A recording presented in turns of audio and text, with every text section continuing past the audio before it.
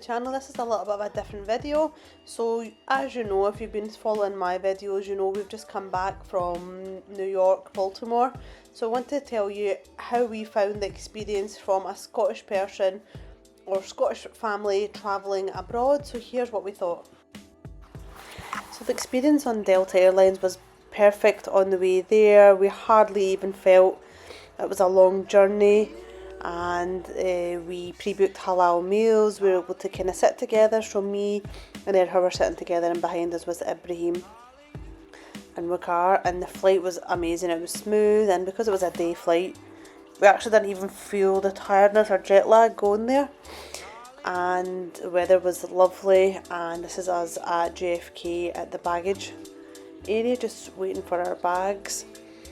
And this is us at Times Square. It was just such an amazing atmosphere, and it was an absolute dream because it's something that you've seen in movies, and it was just so busy, and it was just such a great atmosphere around about the Christmas time, so we really enjoyed that.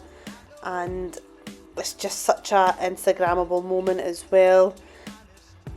I don't know, it's just something that you have to go once in your life, so it was really nice to see that, and just to see how busy it was. There was like food carts everywhere, and just such an amazing environment to soak in, especially around about that Christmas time. So we managed to get this off our bucket list. Obviously very tall buildings, you need lots of energy to walk around. We went here and it was winter, so it was really cold right at Christmas time. Just some observations I wanted to show you was how different the cars are. Cars are a lot bigger, the roads are a lot bigger, there's no roundabouts like how we have in the UK, and obviously their driving style is very different, and we obviously drive on the other side of the road. Some observations that I found are that the American people are very patriotic. They have flags everywhere, which gives you a real sense of how proud they are of their country, and when you speak to people as well, they're really proud. I loved this violinist, he was amazing. He was just outside a shop as we were going in, and I loved that, his little sign, it really compelled me to give him something. Without being too gross, I actually found the toilets very different as well. You can see by looking at them, they're really different. This is the American toilet.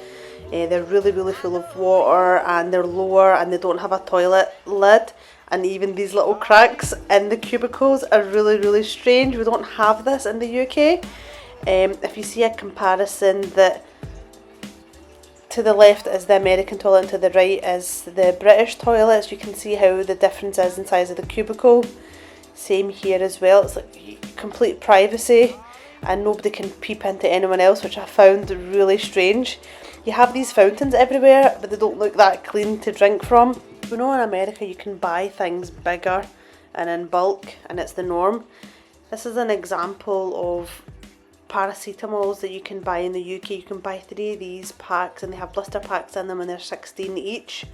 Whereas in America you can bulk buy Tenolol. There's no restriction, there's no age restriction, there's no amount restriction. I mean, this would you just wouldn't get this here. 325 caplets just so easily. Not in a pharmacy, just in any Walmart. And going back to the point of bulk buying, this is Sam's Club, and this is how they have their milk. This is a 1 gallon, which is about 4 litres. Again, it's the whole concept of everything being bigger in America, and how we do everything a lot smaller. Everything here, roads and cars, everything's so much more smaller. Americans have a really strange relationship with sugar. It's really intense. They have a lot of sugar in things. We have a sugar tax in the UK, so the amount of sugar in fizzy drinks is a lot less, so I think we have adapted to that, but everything there is really intense in terms of sweetness and sugar in everything. Like breakfast things you've seen in the little graph there, the differences. Also for British people, what's alarming is the guns. You can go into certain shops and just really easily buy guns, and how officers are wearing them, and even just seeing images like this, it's quite distressing for British people, because we don't have that sort of relationship with guns. And you know, I guess it's with the population and the crime that they have to have this, and there's plenty of police and ambulance presence. So you do feel safe, and is for your safety. And this is in Washington DC. This is the police helicopters doing a sweep before the presidential helicopter does its round. So it is, I understand why we need this security, but the guns being there, it just makes you feel uneasy. And because as British people we're not used to it, it's not legal for us. And just seeing it so freely in America is really, really different mindset, different upbringing. This is what the houses look like in America as well, so they're really different looking. The shape of them is very similar, but they are a little bit different. And it's little things that you don't realise, it's just when you compare them to America and the UK. This is Halal Food. It's the same as UK, so it's not hard to find, but we obviously have to be really careful. There are plenty of places like Chick-fil-A, there are places around, but they're not halal, so sometimes you just have to make a travel somewhere that you can access these things. So going back to the road, you can see how spacious they are and big, and how different the houses look, and all the vehicles. They're a lot bigger than the UK, so no criticism, it's just a totally different way of life. I think when our family from America comes to the UK, it will be a shock to their system as well, because it's so different. And we have roundabouts here. The roads are basically straight with turns, and the size of them is huge. But even to understand how big America is, I think you really have to go there to see. I was told that we stayed mainly in Baltimore, Maryland. Even to go from one side of that to another, it would be 5 hours driving, so it's not like a small city the way that we have in the UK. So that gives you a real concept of how big America is, and I think how we underestimate how big it is. And it can take 3, 4, 5 hours to drive from New York to Maryland, so it's just a whole new experience. It's something you have to go and experience yourself to understand what I'm saying. But I just wanted to show you some Scottish person's observations of America for the first time. And it is very like the movies, you know, there are some similarities, and